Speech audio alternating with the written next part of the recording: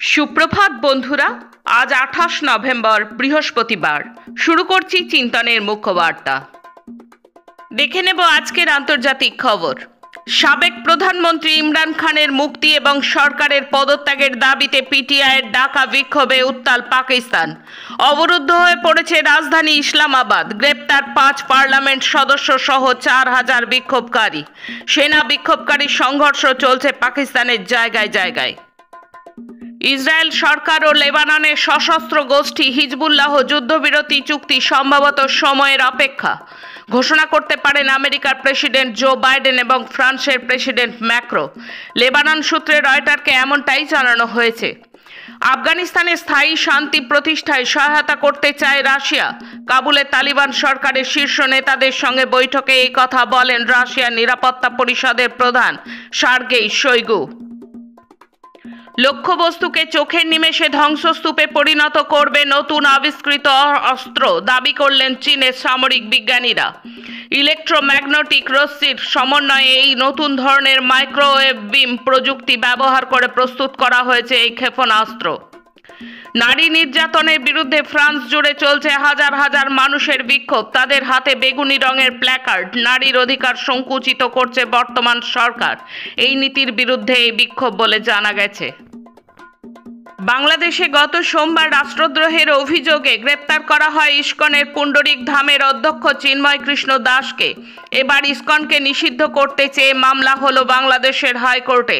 শুনানির সিদ্ধান্ত নিল ঢাকার হাইকোর্ট। খাদ্যের জন্য হাহাকার, কোষাগারে অর্থ নেই, যে কোনো সময় নিজেদের দেউলিয়া ঘোষণা করতে পারে শতাধিক দেশ। এই তালিকায় রয়েছে বেশ কিছু উন্নয়নশীল দেশের নাম রয়েছে পাকিস্তান ও বাংলাদেশের। বিশ্ব ব্যাংক ও রাষ্ট্রপুঞ্জের সতর্কবার্তায় বাড়ছে উদ্বেগ। বিজ্ঞান, পরিবেশ ও স্বাস্থ্য সংবাদ। প্লাস্টিক দূষণ একটি বৈশ্বিক সংকট, যা প্রতি বছর প্রায় 400 মিলিয়ন টন প্লাস্টিক বর্জ্য তৈরি করে। এই সংকট নিরসনে বিশ্ব নেতারা একটি আন্তর্জাতিক চুক্তি প্রস্তুত করার লক্ষ্যে মিলিত হয়েছেন দক্ষিণ কোরিয়ার বুসান শহরে। এই আলোচনার নেতৃত্ব দিচ্ছেন নরওয়ে ও রুয়ান্ডা। সঙ্গে রয়েছে 66টি দেশ ও ইউরোপীয় ইউনিয়নের প্রতিনিধিরা। আলোচনার মূল বিষয় হল প্লাস্টিকের উৎপাদনকে নিয়ন্ত্রণ করে ব্যবহার ক্ষেত্রকে সংকুচিত করে মানুষের জীবনযাত্রাকে স্বাভাবিক রাখা।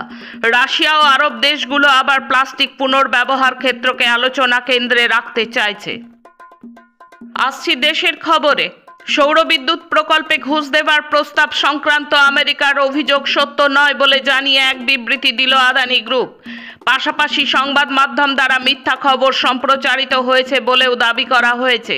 ঘুষ নয় এমন অন্য 3টি মামলায় গৌতম আদানি, ভাইপো সাগর আদানি ও আর এক কর্তা বিনীত জৈন অভিযুক্ত বলেও খবর পাওয়া গেছে। মহিলা আয়কর দাতার পরিমাণ বেড়েছে প্রায় 2.5 লক্ষ, সংসদের শীতকালীন অধিবেশনে জানালেন মন্ত্রী। আদানিদের জালিয়াতি তদন্তের দাবিতে উত্তাল থাকলো সংসদ। বারে বারে মুলতবি থাকলো সংসদ। চীন, হংকংয়ে 4800 কোটি টাকা পাচার। দিল্লিতে গ্রেপ্তার 2 ব্যবসায়ী ভাই। বিশেষ সূত্রে জানাচ্ছে ভুয়ো ইনভয়েস তৈরি করে পাচার করা হয়েছে অর্থ। সেন্ট্রাল হলের এক অনুষ্ঠানে রাষ্ট্রপতি মুর্মু বললেন, ভারতীয় সংবিধান হলো সজীব ও প্রগতিশীল। বেসুরো গাইলেন যোগী আর ধনকর। মার্কিন রাষ্ট্রদূতের গোপনে ত্রিপুরা সফর নিয়ে উঠেছে নানান প্রশ্ন। এক প্রকার গোপনেই সফর করে গেলেন ভারতে নিযুক্ত মার্কিন রাষ্ট্রদূত এরিক গারসিটি। এবার রাজস্থানের আজমের দরগায় শিব মন্দির দাবি করে আদালতের সমীক্ষার আবেদন জানালো হিন্দুত্ববাদী সংগঠন হিন্দু সেনা। শুনানি শুনতে তড়িঘড়ি রাজিও হয়ে গেল আজমের দেওয়ানি আদালত। নোটিশ পাঠানো হয়েছে ভারতীয় পুরাতত্ত্ব বিভাগকেও। সুপ্রিম কোর্টের হস্তক্ষেপের দাবি আরও জোরালো হচ্ছে। মহারাষ্ট্রে মুখ্যমন্ত্রী পদ নিয়ে জট অব্যাহত। অস্বস্তিতে বিজেপি। সিন্ডেকে বার্তা পাঠালো বিজেপি। মুখ্যমন্ত্রী পদ নিজেদের হাতেই রাখতে চায় বিজেপি। আসামে কম্বলের টেন্ডার পাইয়ে দেওয়ার টোপ। 1.5 কোটি টাকার জালিয়াতির অভিযোগে ধৃত বিজেপি নেতা। এখন রাজ্যের খবর।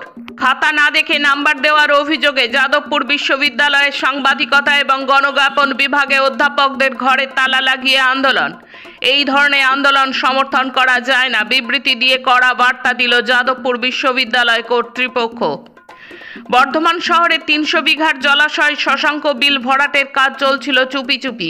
বিক্ষোভ শুরু হতে কাজ বন্ধ করালো পুরসভা। নৈহাটি উপনির্বাচনে পরাজয়ে বোধোদয়, বিজেপি তৃণমূলের বিরুদ্ধে লড়াই তীব্র করেই বাড়াতে হবে বামপন্থীদের জন্য সমর্থন, সাংবাদিক সম্মেলন করে জানালেন লিবারেশন নেতা দীপঙ্কর ভট্টাচার্য। টেন্ডার পাইয়ে দেওয়ার নামে প্রতারণা, সস্ত্রীক গ্রেপ্তার বিজেপির এক রাজ্য সাধারণ সম্পাদক। পেঁয়াজ ও আলু রপ্তানি বন্ধ হওয়ায় হিলি সীমান্তে দাঁড়িয়ে শয়ে শয়ে ট্রাক। শেষে খেলার খবর। সৈয়দ মুস্তাক আলী ট্রফিতে টানা তৃতীয় জয় পেল বাংলা। বুধবার মিজোরামকে 8 উইকেটে হারালো সুদীপ ঘরামির দল। প্রথমে ব্যাট করে মিজোরাম করে 4 উইকেটে 157 রান। জবাবে 15.3 ওভারে বাংলা 2 উইকেটে 158। ফের হৃদয়ভঙ্গ। ঘরের মাঠে মোহামেডানের জেতা ম্যাচ একা ছিনিয়ে নিয়ে গেলেন সুনীল ছেত্রী। গোটা ম্যাচ দাপুটে পারফরমেন্সের পরও শূন্য হাতে ফিরতে হলো মোহামেডানকে। সুনীলের জোড়া গোলে 2-1 গোলে মোহামেডানকে হারালো বেঙ্গালুরু এফসি। আজকের মুখ্য বার্তা এই পর্যন্ত। নমস্কার।